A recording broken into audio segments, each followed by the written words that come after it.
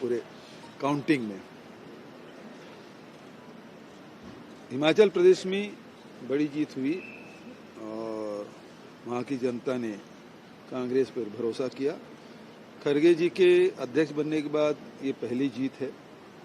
प्रियंका जी ने धुआंधार प्रचार किया और लोगों ने उसकी बातों पर विश्वास व्यक्त किया। मैं राजीव शुक्ला जी को और तमाम जितने सेक्रेटरी वहाँ लगे थे उनको भी बधाई। प्रदेश के जो शीर्ष नेतृत्व हैं जो सब मिलकर सामूहिक रूप से लड़ाई लड़े उनको भी बधाई। और ये लड़ाई कार्यकर्ताओं की जीत है, वहाँ के मतदाताओं की जीत है। मैं सबको बधाई देता हूँ। आपको भी बधाई मिल रही है, आपकी टीम भी वहाँ पे लगी है। सारे हम लोग सब टीम के हिस्से हैं और जो जिम्मेदारी मिली हमने किया।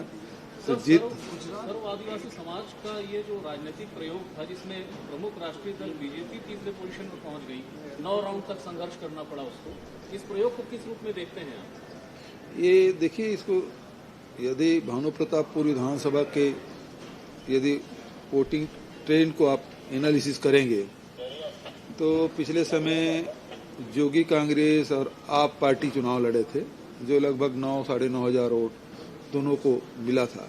और दोनों को जोड़ लें तो 18-19 हज़ार वोट तो हो ही जाता है।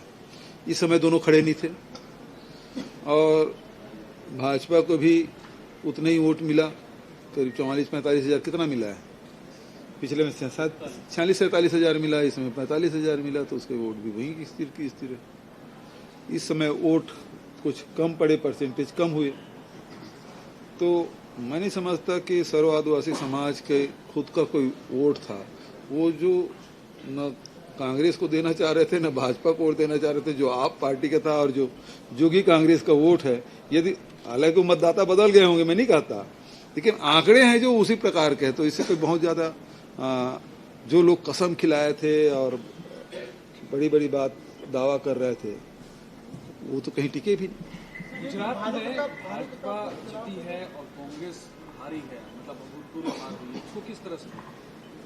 देखिए, ये चौंकाने वाले रिजल्ट तो आए हैं, लेकिन हम लोग जब गए थे तो ऐसा दिखाई नहीं दे रहा था जो रिजल्ट आया। लेकिन जो मतदाताओं का जो जनादेश है उसको तो स्वीकार करना ही पड़ेगा।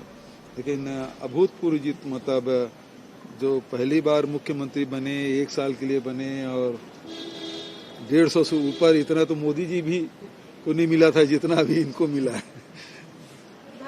एक अविश्वसनीय जीत, मतलब आश्चर्यजनक जीत है।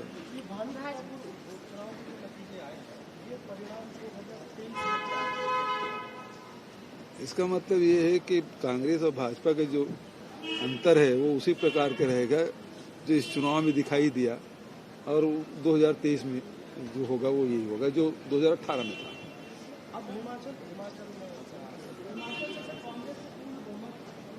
जी, कोई आशंका नहीं है। अब जा रहे हैं, विधायक दल की बैठक होगी, हाईकमान को बताया जाएगा, हाईकमान को जो निर्देश होगा वो फिर मुख्यमंत्री बनेगा। विधायक दल और हाईकमान में तय करेंगे। हिमाचल में छत्तीसगढ़ मॉडल काम किया है। अजय, हिमाचल में छत्तीसगढ़ मॉडल काम किया है। जो 10 गारंटी दिए गए वो बड़ा काम किया है, उसका प्रभाव पड़ा वहाँ। सारे मतलब भारतीय जनता पार्टी पूरा शीर्ष नेतृत्व पूरा लगातार वहाँ दौरा करते रहे और उसके बाद भी हिमाचल की जनता ने कांग्रेस पर विश्वास किया।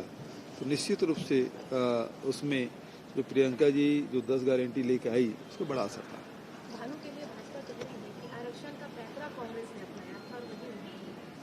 भाई ऐसा है, भानु प्रतापपुर में जो भारतीय जनता पार्टी के सबसे बड़ा जो चुनावी मैनेजर है उसको झोंक दिया था और वो दूसरे तीसरे स्थान के लिए संघर्ष करते रहे। बृजमोहन अग्रवाल जी वहाँ लगे थे जो चुनाव जीत की गारंटी माना जाता था पहले 15 साल तक के, लेकिन वो जनता ही भगवा बन के निकला। जनता ही भगवा है।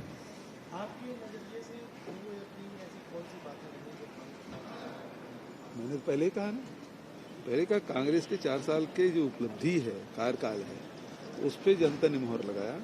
दूसरा, मनोज मंडावी के प्रति उनके वहाँ लोगों के पारिवारिक संबंध थे, तो उस आधार पे वोट मिला। ठीक है, थैंक यू। कहाँ?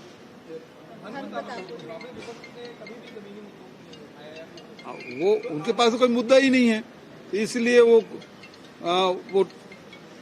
उसको सर्वादिवासी समाज वालों को फीड भी करते रहे, बहुत सारी जानकारियां मिलती रही, उनको सहयोग कर रहे हैं, अलग अलग प्रकार से सहयोग कर रहे हैं। तो वो कांग्रेस का वोट काटेंगे सोचे, लेकिन वैसा हुआ नहीं।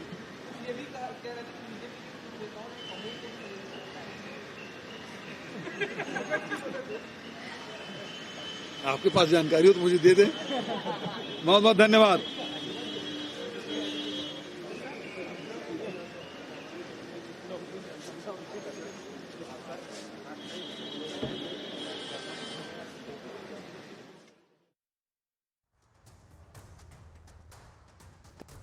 भूपेश बघेल दिल्ली जा रहे हैं और बधाइयां भी उन्होंने दी हैं।